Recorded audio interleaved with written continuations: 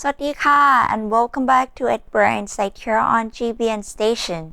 You're now with me, Konkana Wishitpan. This is the first Ed Brain Site episodes of October 2022. Let's take a look at our news update this week. The stupa at Wat Sisupan in northern Thailand's Chiang Mai province collapsed last week, revealing ancient Buddhist relics hidden away for over 500 years. No one was injured and the school right next door was miraculously unharmed. After several days of heavy rain, one of the oldest stupas in Chiang Mai, located on Buala Road in Mueang District, collapsed at around 5 p.m. Wat Sisupan was established in 522 years ago. A few days ago, the shady, taller than a 3-story building began leaning to one side. Cracks were discovered at the base of the structure.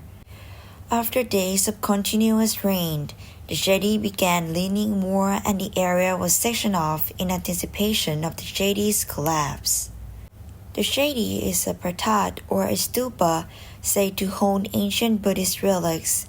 Under the rubble, numerous Buddha statues and other antiques were found, some made of glass and some carved from stone. The abbot of Wat Sisupan told the media that the jetty was restored 40 years ago but began cracking again in recent years. Although the jetty is over 500 years old, it isn't a registered ancient building, meaning there is no budget to take care of it, said the abbot. The Fine Arts Department will launch investigation into the cause of the jetty's collapse, added the abbot. The unearthed remains of an ancient Buddhist temple in Kyrgyzstan was opened to the public in mid-September as part of UNESCO Krasnoyarezhka World Heritage Site. The ancient Buddhist temple, which was constructed more than 1,000 years ago, was the second temple found in 2010 close to Krasnoyarezhka. The second Buddhist Nivagat temple is the only well-preserved structure among the early medieval Buddhist buildings excavated in the Shui Valley. Valery Koshenko, a local archaeologist, told CurrentTime.tv that the temple is the only remaining site made entirely of clay. It housed a 36-foot statue of a Buddha in Nirvana, parts of which were placed in a Russian Heritage Museum in St. Petersburg. Krasnoyarezhka has long been one of the most significant urban settlements in the Shui Valley and Tian Shan region. The material used in both religious and civil buildings are fascinating expressions of regional cultural dialogue, blending Turkic, Indian, Sogdian, and Chinese cultures. The ancient temple, which was restored as a part of an EU-UNESCO collaboration project, was situated along the Silk Road in the Chang'an-Tian Shan corridor. The Red River Delta province of Hongyan is currently home to 5 national treasures, 2 of which are kept at Huang Lang Pagoda, an ancient Buddhist temple in Min Hai Commune, Van Lam District. Huang Lang Pagoda, also called the Lang Pagoda, is one of the oldest of its kind in Vietnam. Dating back to the Lý dynasty, it was built under the order of the Queen Mother, Huai Lang, in the 11th century. Aside from worshipping Buddha, it is also dedicated to the Queen Mother, who made great contributions to national governance and the development of Buddhism during the Lý dynasty. The pagoda was destroyed during the Resistance War against the French, but restoration started in 1955. It was listed as a National Architectural, Artistic Relic Site by the Ministry of Culture, Sports and Tourism in 1974. Huang Lang Pagoda is one of the few Buddhist temples with architectural and sculptural imprints of the Lý era in Vietnam, according to the Ministry's Department of Cultural Heritage. The unique objects from the Lee era stand out. Among them, two are national treasures, namely a stone lion statue and a stone staircase dating back to the 11th century and early 12th century. The Cultural Heritage Administrations of South Korea announced that the Anyang-ru Pavilion and the Bongseonggak Pavilion in the Bemsoksa Temple and the Cheonggyeomcheon Pavilion in Bongha County, North Gyeongsang Province, will be designated as treasures of South Korea. The Anyang-ru Pavilion is an attic-type pavilion built on the upper floor of a gate structure in the Byeongseoksa Temple, which joined the UNESCO World Heritage List back in 2018 as Sansa, Buddhist mountain monasteries in Korea. The Bongseonggak Pavilion, which features an octagon-shaped roof structures, dates back to the 18th century. Historical records remind us that a steel bell used to be in the pavilion, but it is known where this bell has been gone since the 19th century. The Cheonggyeomcheon Pavilion is a gazebo located in the Jungchae Kwangbong Shongga of the Andong Kwang family. Built in the 16th century by the Joseon nobles living office at the perfect spot according to traditional geomancy, this pavilion structure is one of the designated scenic areas of the country, along with the nearby Songjaekcheon Pavilion in the Songjaek-yeagok Valley. We all know that the Kathina robed offering ceremony is approaching. Let us take a look at the history of Kathina robes offering together.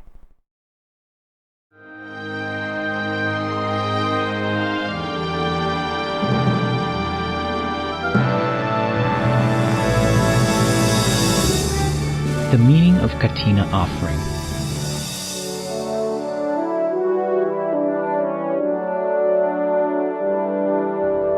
Kathina is the offering of robes to the Buddhist monks who practice righteousness and have completed the Buddhist Lent.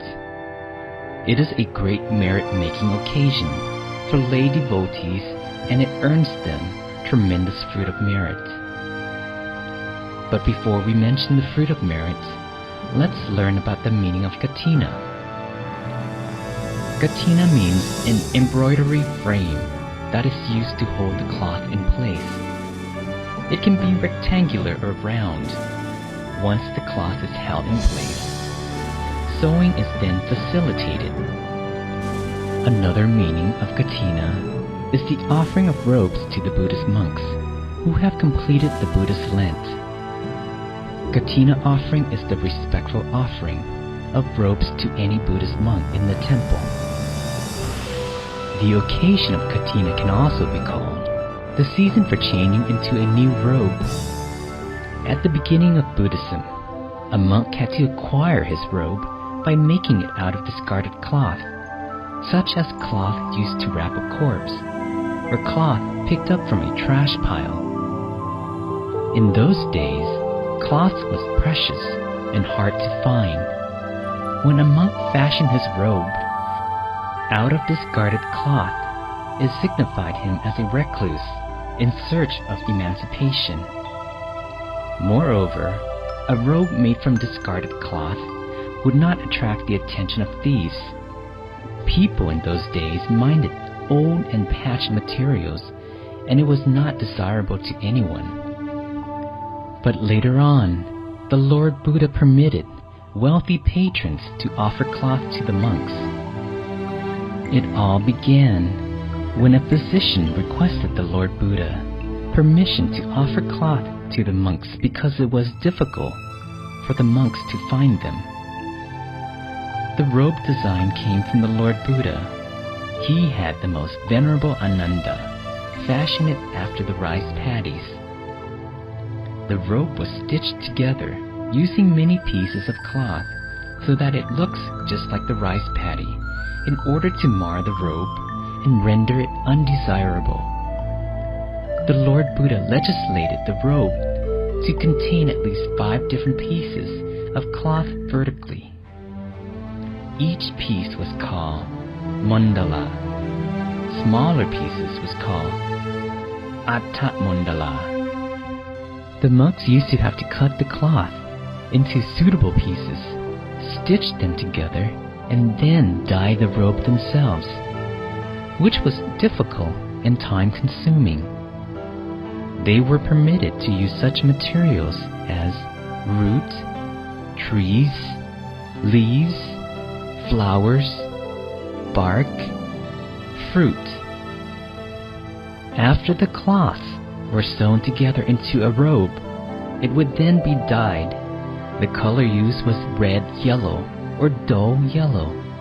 Forbidden colors include indigo blue, yellow, red, pale pink, orange, pink, and black.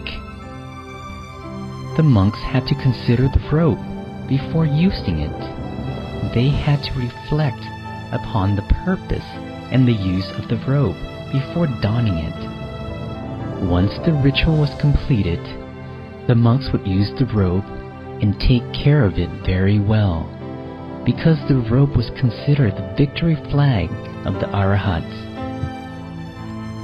Once the monks received the new robe, the old robe would be used for other purposes, such as lining the ceiling.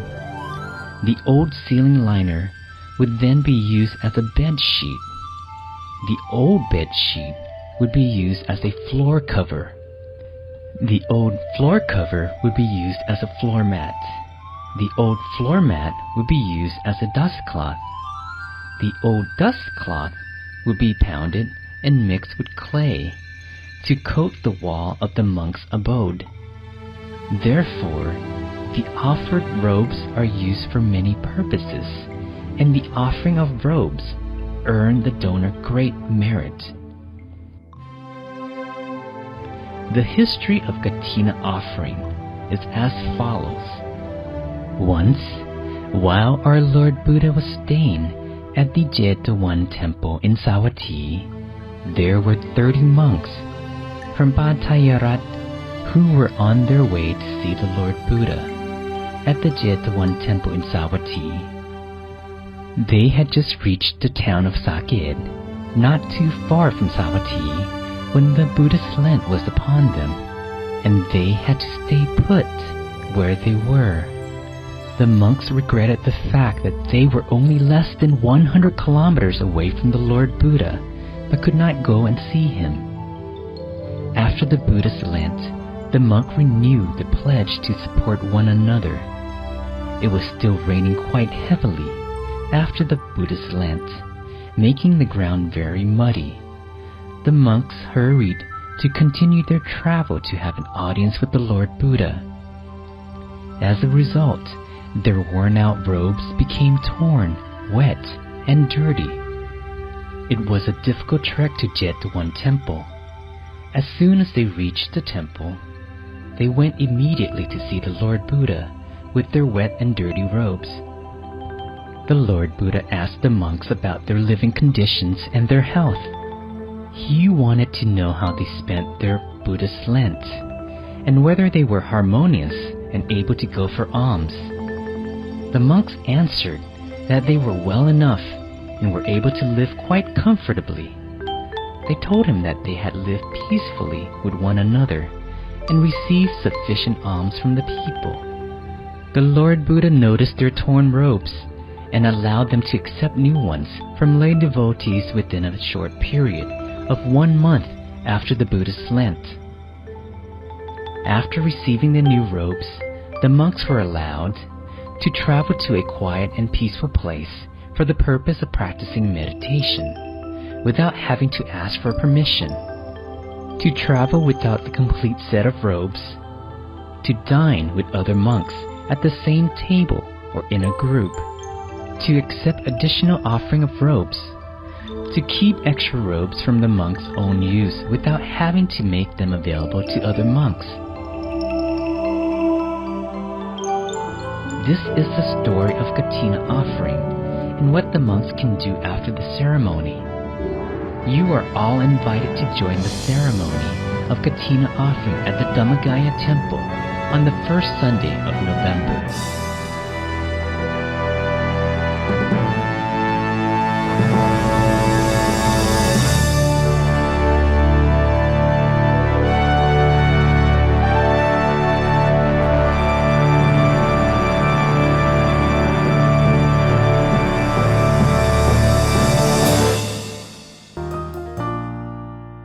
It's time for us to say goodbye. Please make sure to check out our episodes of our At Bright Insight News program on our website, gbnus.com. Thank you for joining us. Have a wonderful week. สวัสดีค่ะ